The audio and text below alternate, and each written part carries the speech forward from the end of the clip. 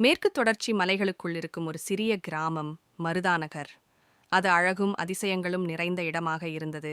ஆனால் அந்த கிராமத்தில் ஒரு மர்மம் இருந்தது.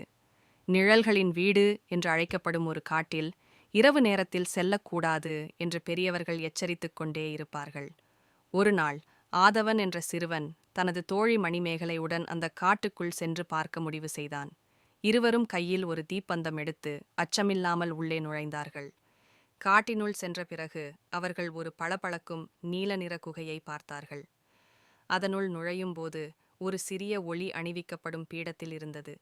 பீடத்திற்குள் ஒரு பண்டைய காலத்து கதிர்மணி என்ற வெள்ளியால் செய்யப்பட்ட கல்வெட்டுகள் இருந்தது. அதை பார்த்ததும் மணிமேகலை பயந்து போய்விட்டாள்.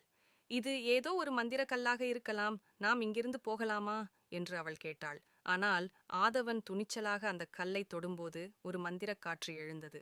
அதன் மத்தியில் மாயன் என்ற ஒரு மந்திரவாதி தோன்றினான். நீங்கள் யார்? என் தூக்கத்தை கலைத்தது யார் என்றான் மாயன் கொதித்த குரலில். ஆதவன் பயப்படாமல், நாங்கள் மருதாநகர் கிராமத்திலிருந்து வந்த சிறுவர்கள். உங்கள் இரகசியம் என்ன என்று கேட்டான். மாயன் சிறிது சிரித்துவிட்டு கூறினான், நான் மந்திர காப்பாளன். இந்த குகையில் இருக்கும் கதிர்மணி ஒரு சக்தி வாய்ந்த ரத்தினம். அதை எடுத்தால் அந்த கிராமமே இருட்டாகிவிடும். நிழல்கள் வாழும் இடமாக அது மாறிவிடும். அதை கேட்டதும் மணிமேகலை பயந்து போய்விட்டாள்.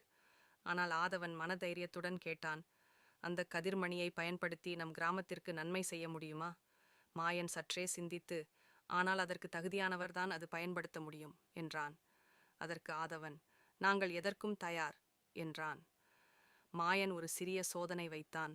ஒரு நீல ஒளிக்கோடு ஆதவனையும் மணிமேகலையையும் சுற்றியது. அவர்கள் உண்மையான மனநலத்தோடு இருப்பதை உணர்ந்ததும் மாயன் மகிழ்ந்தான். நீங்கள் உண்மையிலேயே நல்லவர்கள்தான். நீங்கள் இந்த கதிர்மணியை எடுத்து உங்கள் கிராமத்தில் பாதுகாப்பாக வைத்துக் கொள்ளலாம். ஆனால் திருடர்கள் இதை பெறாமல் பார்த்து கொள்ளுங்கள் என்று கூறி மாயன் மறைந்துவிட்டான். ஆதவன் மற்றும் மணிமேகலை கதிர்மணியை எடுத்துக்கொண்டு கிராமத்திற்கு திரும்பினார்கள். அதனை ஊர் மத்தியிலுள்ள கோவிலில் வைத்து அதை பாதுகாக்க முடிவு செய்தார்கள். அந்த நாளிலிருந்து மருதாநகர் மேலும் வளம் பெறத் தொடங்கியது. அந்த இருவரும் கிராமத்தின் காவலர்களாக அறிவிக்கப்பட்டார்கள். நிழல்களின் வனம் இனி ஒருபோதும் ஆபத்தானதாக இருக்க